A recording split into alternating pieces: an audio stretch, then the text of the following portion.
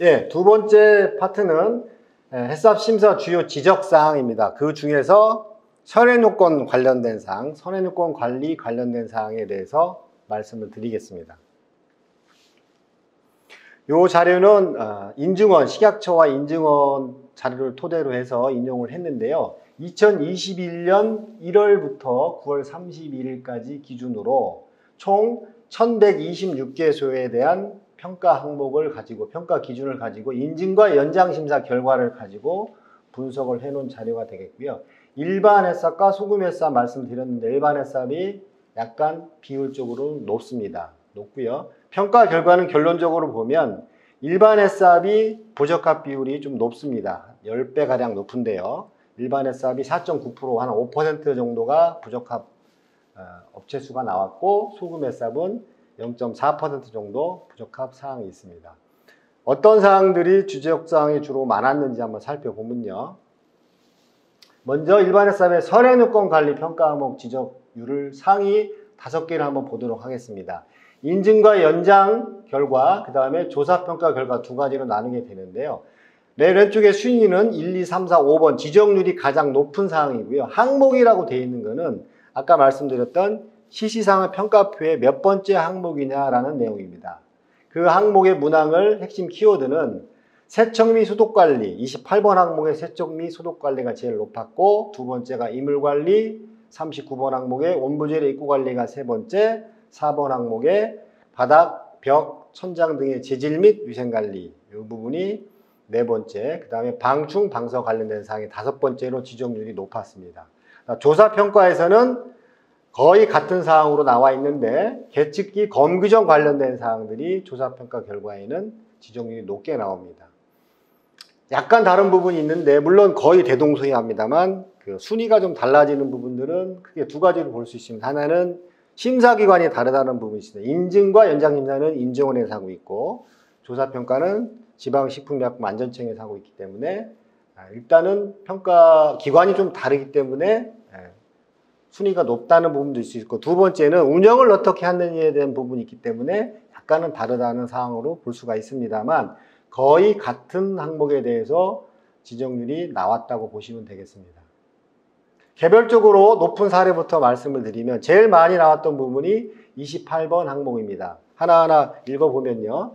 세척 및 소독 효과를 확인하고 정해진 관리 계획에 따라 세척 또는 소독을 실시하여야 한다. 이 28번 항목은 주요 사항입니다. 인증평가 시 주요 사항이라 정기조사 평가 시에 이 사항이 문제가 되면 원스트락 아웃제라는 부분이 적용되고 있어서 인증이 취소될 수 있는 아주 중요한 사항인데요. 일반 해썹인 경우에는 세척 및 소독 효과를 확인하라고 되어 있습니다. 소규모에는 이런 항목이 없는데요. 다시 말해서 세척이 잘 됐고 소독이 잘 됐는지 효과를 하기 위해서는 검사가 필요하겠죠. 미생물 검사라든가 유학적 검사가 좀 필요한데 그 부분에 대해서 어떤 항목을 어떻게 해야 되는지, 또 돈이 드는 부분이기 때문에 업체에서 잘 못하는 사항들이 있습니다. 사진에서 보다시피 누렇게 찌든 때가 있고요. 청소도구를 약간은 방치해서 관리하고 있는 이런 사항들이 있는데요. 현장에서는 실질적으로 골절기라든가 여러 가지 칼날, 설비 손잡이라든가 핏박스, 컨베이어 벨트 이런 부분에 대한 세척과 소독이 미흡한 사항들이 좀 많이 나왔고요. 주요 지적사항에서 가로 현장이라고 되어 있는 이거는 현장 관리가 안 돼 있다는 내용입니다. 그래서 항목을 보실 때 관리 부분은 관리가 안 되고 있다. 기준 이런 부분들이 있으면 그 기준이 미흡하다. 아까 심사 때 심사 체크는 크게 세 가지를 한다고 했는데요. 관리와 기준과 현장과 관리 이 세 가지 말씀드렸잖아요. 그 사항으로 볼 때 이거는 현장 부분에 미흡하다는 그런 사항이 되겠고요.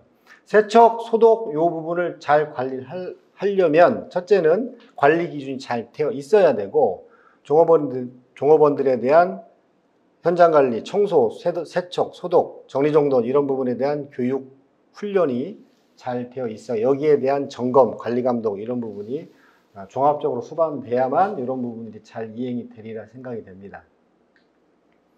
네, 두 번째로 많이 나온 부분들이 14번 항목인데요. 요거는 이물에 대한 관리입니다. 이물에 대한 관리. 이물 관리는 축산물 가공업체 입장에서는 굉장히 중요한 항목입니다. 왜냐하면 법 위반하는 사례를 보면은 이물 위반이 가장 높습니다. 약 40% 정도가 이물 관련된 사항으로 법 위반 사항이 많이 나오고 업체 민원이라든가 어떤 품질적인 저하, 위생적인 부분에 대한 클레임 이런 부분들이 여러 가지 벌레를 비롯해서 이물 관련된 사항이 있기 때문에 원료의 입고에서부터 제조, 가공, 보관, 운송에 이르기까지 모든 단계에 손입할 수 있는 이물에 대한 관리 계획을 수립하고, 첫째는 관리 계획이 있어야 됩니다. 이를 준수해야 되고 현장에서 준수해야 되고, 필요한 경우 이를 관리할 수 있는 시설 설비를 설치하여야 한다.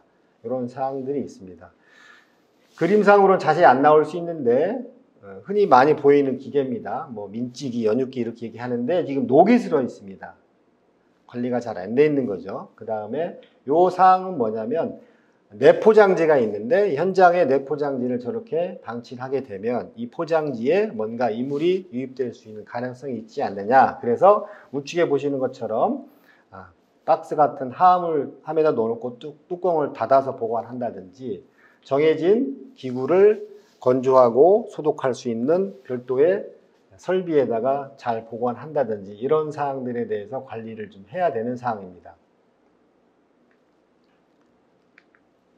세 번째로 39번 인증평가 시 필수 항목으로 겹치는 사항인데요.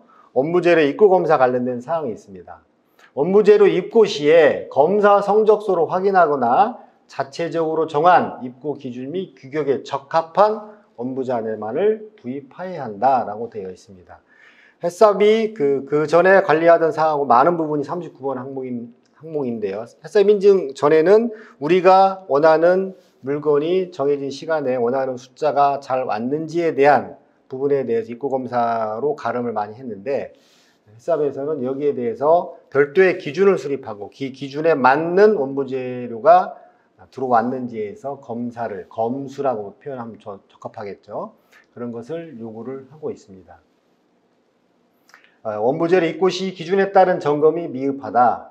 예를 들어 유관 검사를 한다든지 운송 차량에 대한 온도를 확인한다든지 검사 성적서를 수령한다든지 확인한다든지 이런 사항들이 미흡한 사항이 있기 때문에 관리 방법은 모든 원부재료에 대한 입고 규격을 수립하고 여기에 맞춰서 입고 시마다 차량 온도를 비롯해 가지고 유관 검사 등 여러 가지 입고 검사를 요구를 하고 있습니다.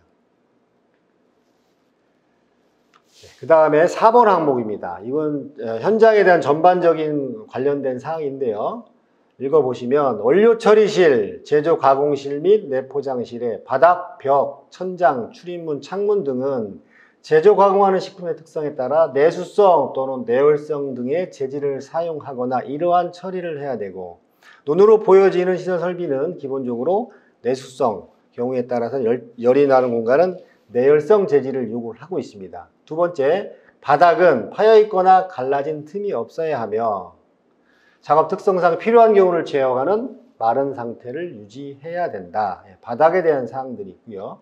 그리고 이 경우 바닥, 벽, 천장 등의 타일 등과 같이 홈이 있는 재질을 사용한 때에는 홈에 먼지, 곰팡이, 이물 등이 끼지 아니하도록 청결하게 관리를 해야 된다.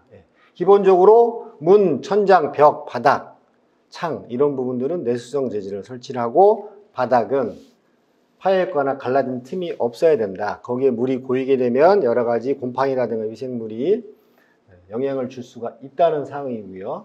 가능한 한 특별한 경우를 제외하고는 마른 상태를 유지해라. 그 다음에 타일을 사용할 수 있는데 타일은 홈이 있습니다. 그 홈에 이물이나 먼지나 찌꺼기나 이런 것들이 끼지 않도록 관리를 잘 할 것을 요구를 하고 있고요. 사진에서 보시다시피 파일이 있습니다. 깨져 있죠. 이 홈이 좀 지저분해 보입니다. 이런 사항들이 적합하지 않고요.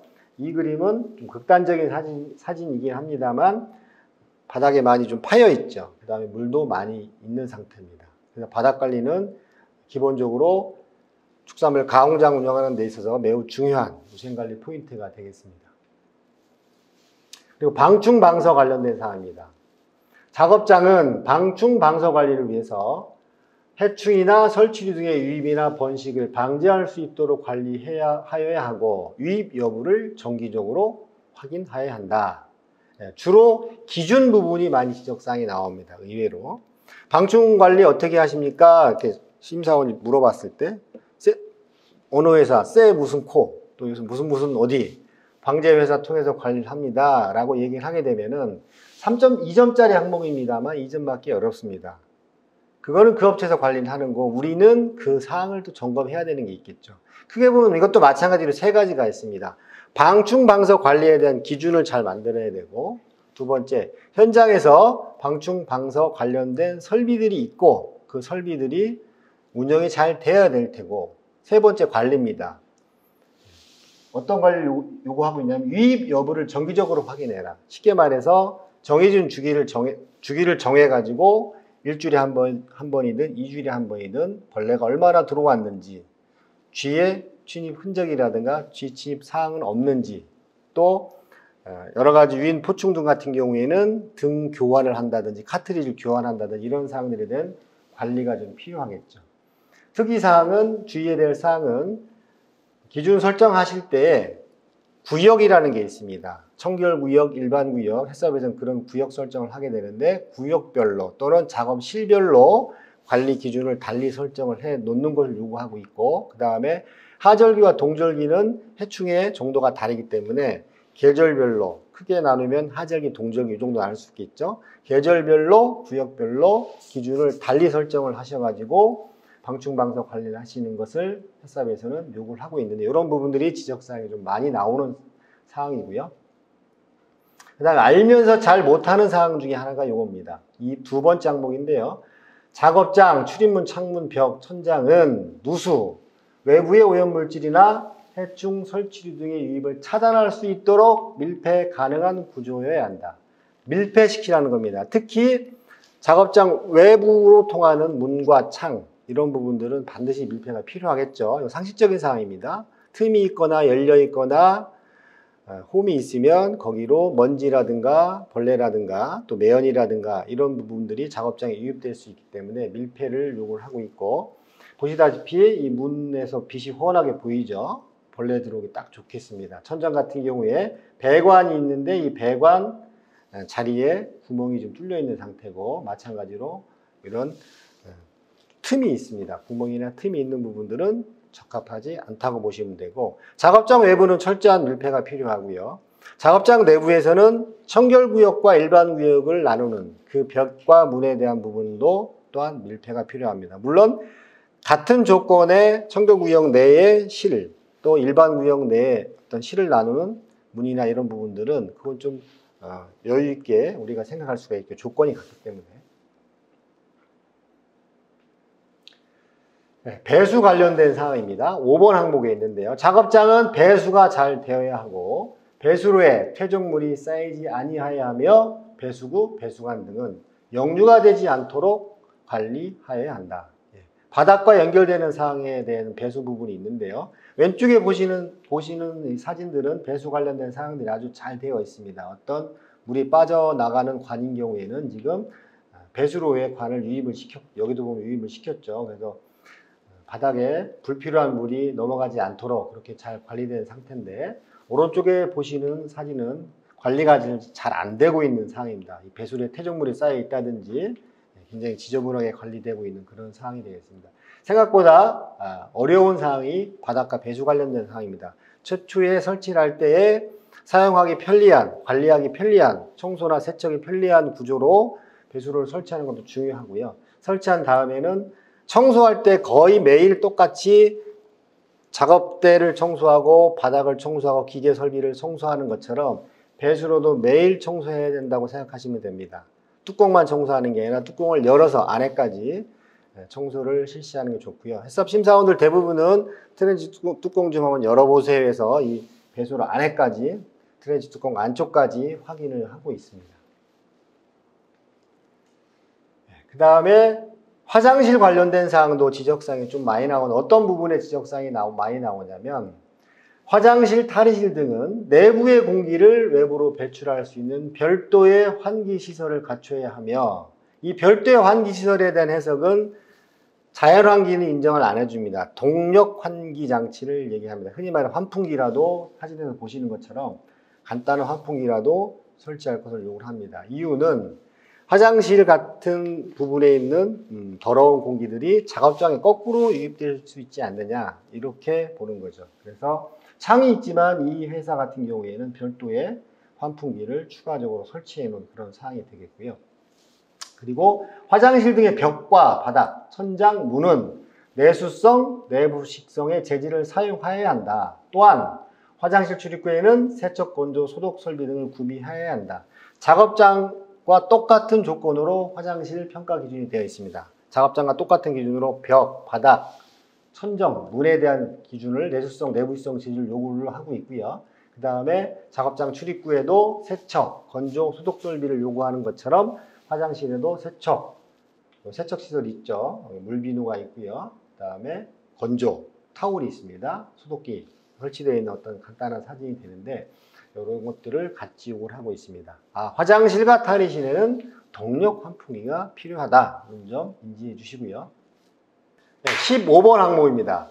해썹에서는 청결구역과 일반구역으로 나눌 것을 요구를 하고 있습니다. 작업장을 어느 부분은 청결구역, 어느 부분은 일반구역으로 나누게 되는데 이 구역별로 별도로 각각 출입, 복장, 세척, 소독 기준을 포함하는 위생수칙을 설정해서 관리해야 된다고 요구를 하고 있습니다. 왼쪽에 보시는 사진은 구역별로 청결구역, 청소시 해서 자세한 일반구역 어떤 경우는 이렇게 옷을 입으세요. 외부인은 이런 옷을 입어야 됩니다라고 나름대로 이 회사 자체적으로 기준을 만들어 놓고 현장에다 부착해 놓은 그런 사진이 되겠고요. 이건 현장에서 잘 안 지키는 사항이 되겠죠. 모자도 안 쓰고 그랬습니다. 지금은 마스크도 법적으로 의무적으로 착용을 해야 되는 사항입니다. 44번 항목은 이것도 어렵지 않은 사항인데 잘 지적사항이 좀 많이 나오는 경우입니다. 뭐냐면 보관 시에 원부자재, 반제품이 완제품은 구분 관리하고 바닥이나 벽에 밀착되지 않도록 적재 관리해야 된다. 여기서 말하는 구분은 별도의 실을 요구하는 게 아닙니다. 선이나 줄에 의해 가지고 섞이지 않을 정도로 관리하게 되면 구분 관리가 가능한 거고요. 지적사항이 많이 나오는 것이 바닥이나 벽에 밀착되지 않도록 해라. 붙이지 말라는 겁니다.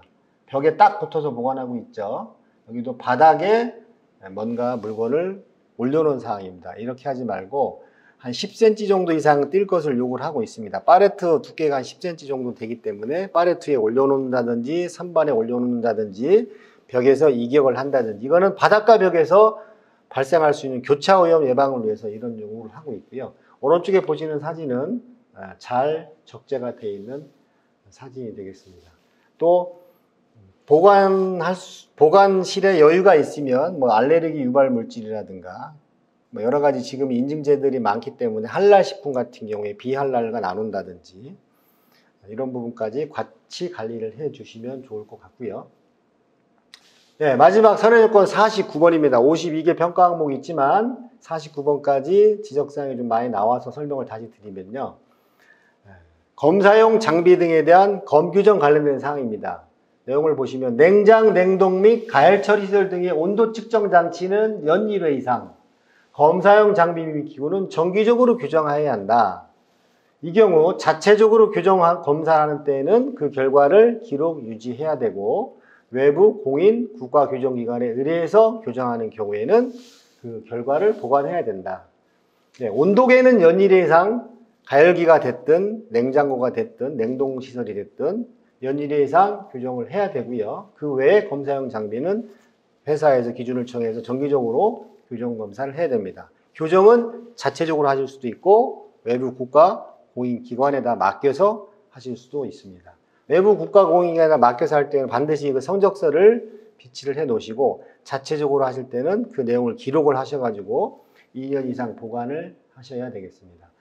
검규정 방법에 대해서는 시간이 많이 들기 때문에 간단하게 설명을 생략하도록 하겠습니다만 온도계가 회사에 냉장고가 5개 있고 냉동고가 10개가 있고 가열기가 20개가 있다. 이거를 다 검규정을 해야 되느냐 연 1회 이상 해야 됩니다만 해야 되는 방식은 국가기관에 다 맡겨가지고 하게 되면 비용이라든가 절차라든가 이런 부분이 복잡하기 때문에 표준기를 설정을 하셔서 그 표준 온도계를 검규정을 받으시고 그걸 가지고 자체 검규정을 하는 식으로 운영하시면 됐고요.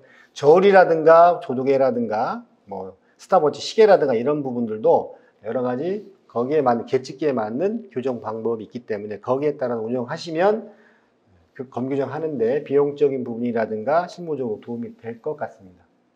전현증권 관리 강의 여기까지 마치고요.